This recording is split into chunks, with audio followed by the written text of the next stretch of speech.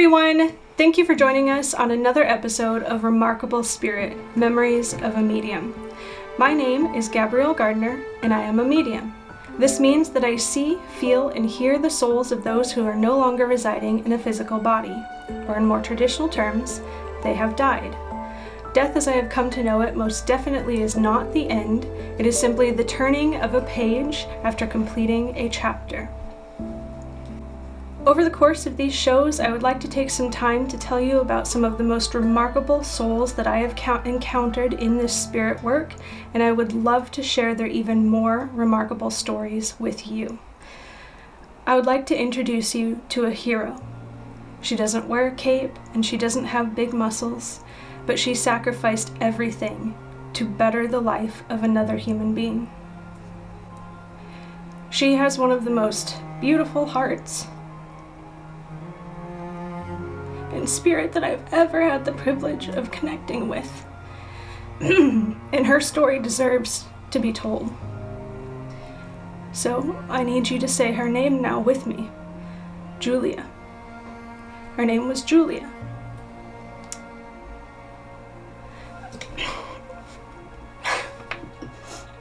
She died protecting the one that she loved most in this world.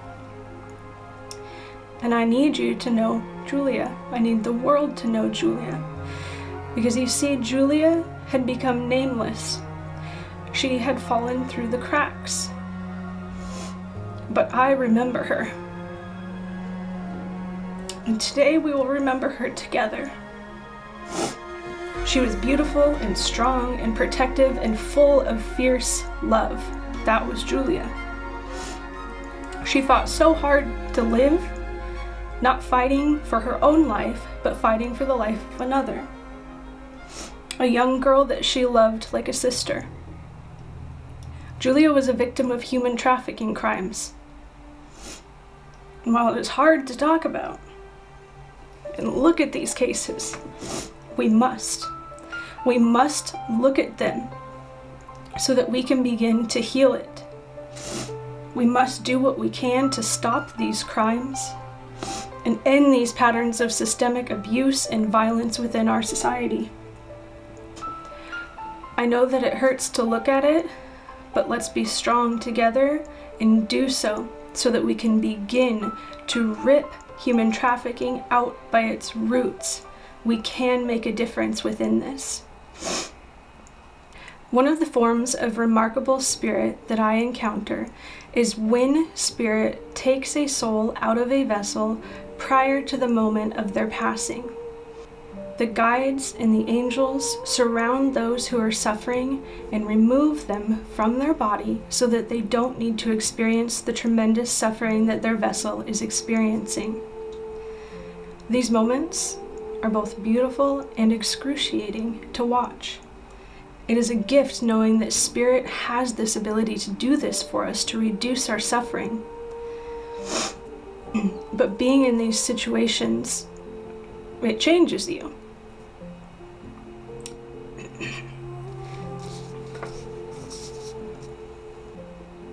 I have been put in this situation twice now. Once with a young boy, and once with a teen girl. And I truly believe that this is done because the young and the innocent do not need to experience that level of pain. And that is a gift to know that Spirit can do that for us. Knowing that violence of that extreme nature exists is one thing, but to see it is a whole different thing. And to be with those souls in those moments, it's changed me. It's made me want to do something, which in large part is why this show even exists today. I have been changed by these experiences, but I wouldn't want it any other way.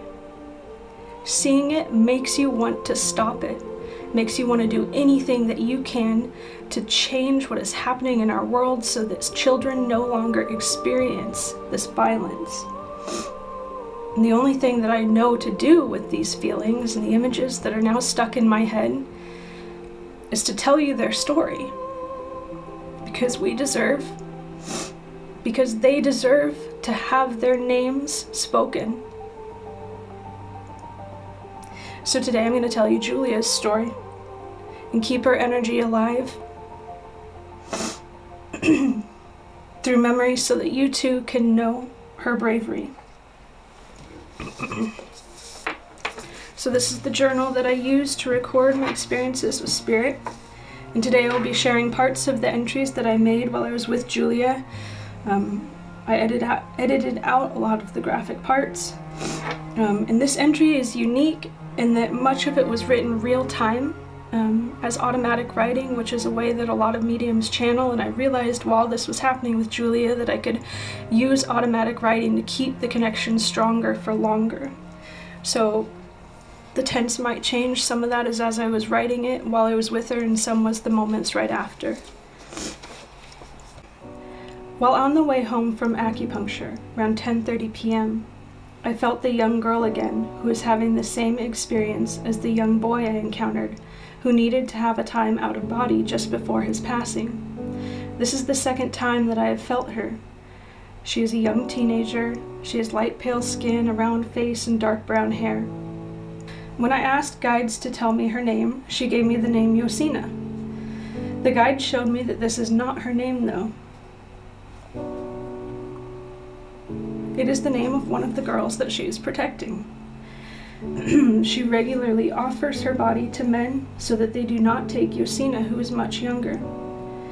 She knows so much violence. This is another circumstance of human trafficking. They have both been taken, and they are both being held against their will. Her name, the guides share, is Julya. I would guess she's around 17 years old, and she has been held for a very long time, maybe 3 years. She is now very sick, I think with pneumonia or lung infection of some type. And she is having a hard time breathing, with a lot of chest pain. But they continue to use her in the cruelest ways. The guides show me that she will die soon, and she knows this too. While she is in body, on this final night, it is shown that guides will place her soul next to mine in my vessel at times, during moments of the extreme cruelty. She no longer needs to experience what her body is experiencing. And as I feel the intensity of her pain, I know that she would have died sooner, but her will to keep Yosina safe is so intense that she is clinging on to life. She will continue to do so until her body gives out. The soul connection process began when my guide showed me her in the current moment. She was laying in a dark, cold room, and she was angry, very angry. She was in pain, and I could feel the presence of a man nearby. And then they brought her energy into mine. After working with the guide of protection, I gave her permission to step away from her body and into my energy so that she could have a moment of relief. It was strange. This is always strange. It's a strange sensation. And when she was within my vessel, I could feel her seeing through my eyes. She had me look at the streetlights in the sky, because she hadn't seen the sky in a very long time.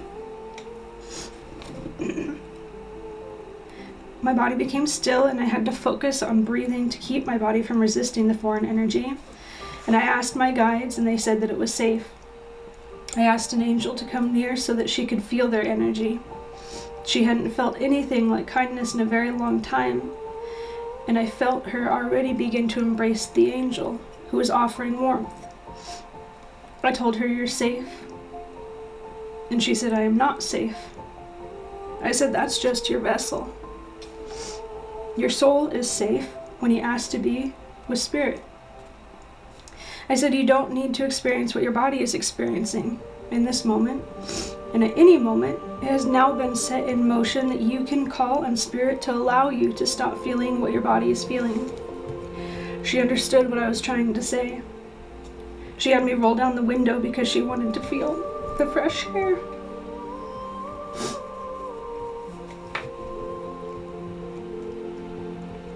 And as I felt the fresh air, it was like I hadn't felt it in years. It felt so good and so clean and so fresh. And I knew that I was feeling through her eyes. I could see glimpses of what her body was seeing. especially when we were driving at high speed. It was an ugly place to be, a place no soul should ever have to be. I allowed her to stay there as long as she wanted to, and I told her over and over that she was surrounded by spirit and that she is incredible for protecting others, and that she is able to experience happiness soon. I could feel her emotions, and she was angry when I started talking about her leaving, but she was enjoying the feeling of being free. I had her with me for nearly half an hour, and it felt like being with a friend.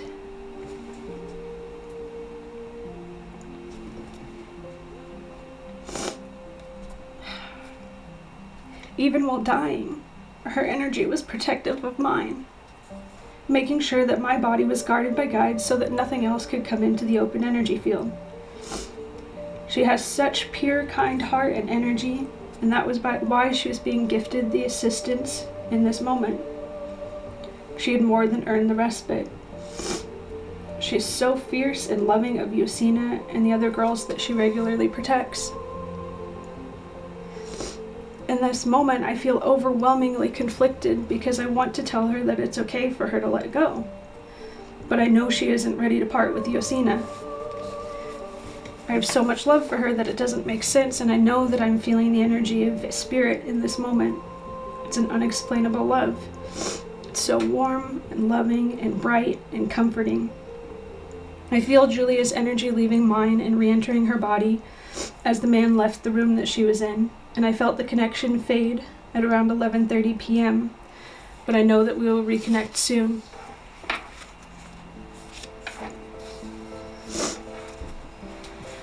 So the following entry is from when the guides reconnected us about 2:30 a.m. that night, and we were with her until about 5:30 a.m. as she transitioned. A lot of what I witnessed was graphic, so I won't be sharing it, but this is a part of the conversation that I had with Julia to give her time to share what she experienced. I said, "Tell me what you need to tell someone." She said, "I want to be there for her because I know what it's like to not have anyone there. I don't want her to know that. I need her to not experience what I experienced." I felt her mind and energy shift back to her own experiences. I said, "Do you want to share so you don't have to hold it anymore?" She said, "It was cold and it hurt. The monsters, they never stopped coming, and everything isn't okay. It's not, because she will be alone." I said, "I'm sorry." I didn't know what else to say.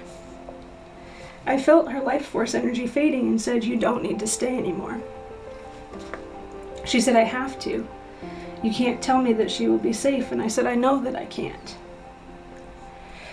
She said, "I won't let her be alone." And I said, "She won't be. Spirit will be with her." She said, "I never felt them." And I said, "I know, but she will. Because you will be there. You will help her feel them. They will come with you when you visit her." I said, "I'm so sorry." She said, "I'm scared of dying." I said, "Don't be, it's beautiful." She said, "I'm still scared. I'm scared of dying alone."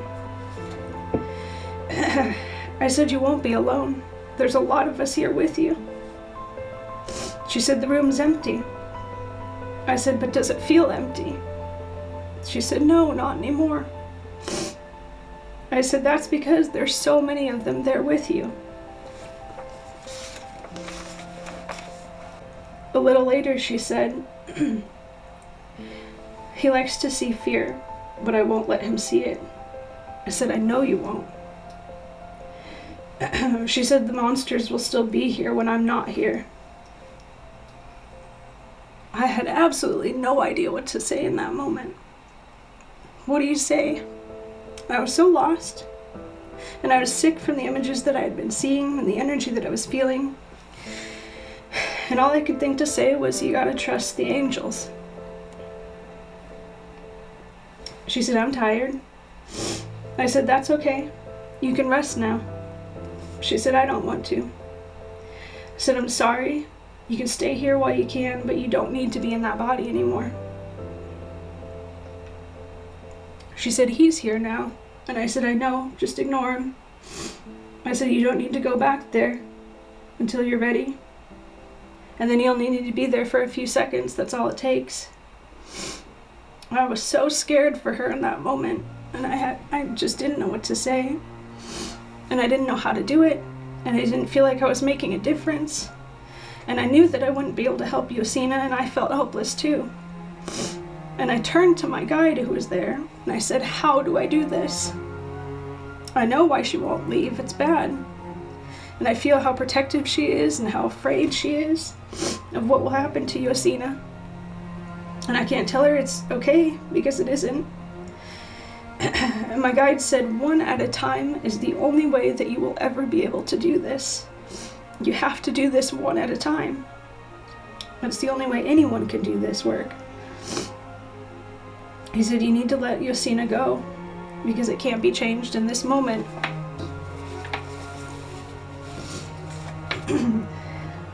He said, help Julya now step away so that she can release the vessel. I turned back to Julya, and she was alone in the room again. I felt a huge presence of warmth entering, and it was clear that it was time. In that moment, I felt the room filling with angels, the way it had the last time I had been connected to a child who was suffering right before their transition. They all came. In that moment, all the angels came. They all came not to be with Julya, but to be with Yosina, so that Julya could see them with her. They showed her images of them with Yosina. They came to be with her because they knew that was the only way that Julya would feel okay leaving. And as soon as she saw that, she was ready. Then there was a blinding bright light filling the space, and I saw the tension in Julya's face relax. I heard her stop struggling to breathe, and I felt the most soothing warmth, like being completely safe and happy and excited all at once. And then she was gone. I couldn't feel Julya in that room anymore, and I knew that she had transitioned. This is one of the hardest cases that I have ever worked, one of the hardest things that I have ever witnessed, and in truth, it still haunts me deeply. We couldn't get to Julya in time, but we can get to others. We can stop this. We must not be ashamed to talk about it. We must be brave. Julya wants us to do everything that we can to stop this. We must do what we can to help all souls. It has been shown that this is our job as humans, to assist in preventing the suffering of all sentient beings. We need to work together to end this violence. For Julya, for Yosina, for all of the nameless children who are affected by human trafficking. We must find ways to heal this gaping wound in humanity. There is no other way. So do your part. Talk about it. Learn how you can help. Together, we will make a difference.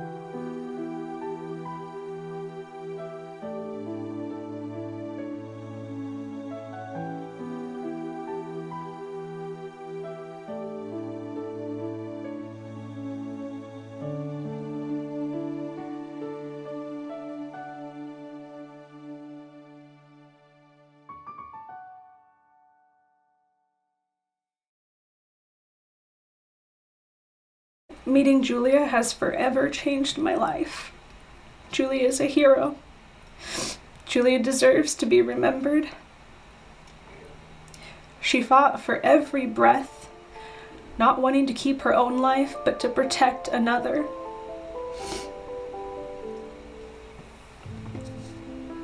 She did everything that she possibly could to keep her life. And after meeting Julya and seeing what she went through, never again will I take this life for granted. After watching how hard she fought for her life, we are meant to live this life fully and do what we can to make a difference. So when possible, be of use, do better, do what you can to make this life better for others.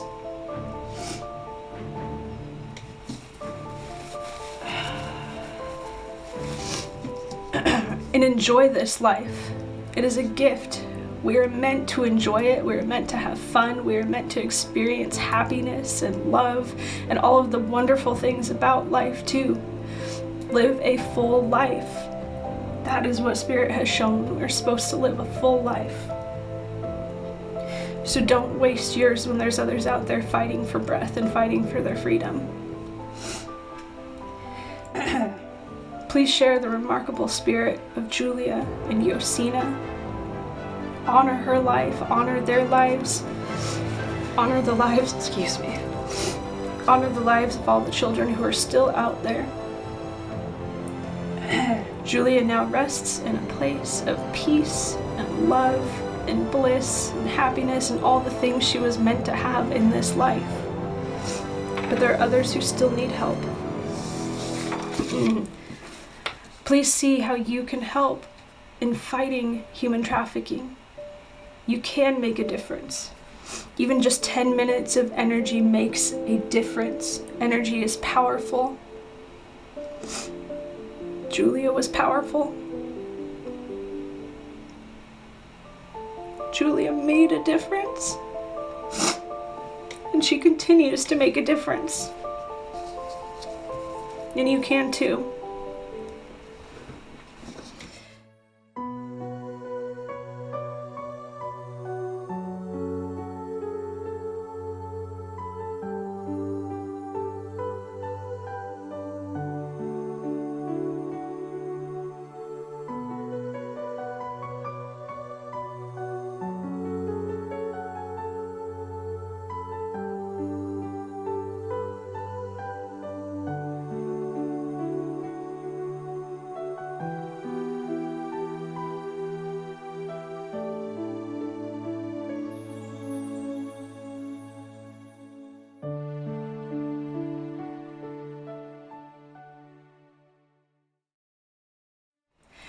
As always, I am humbled and I am honored to be able to do this work, and I am eternally grateful to the guides and the angels and the source from which we all came.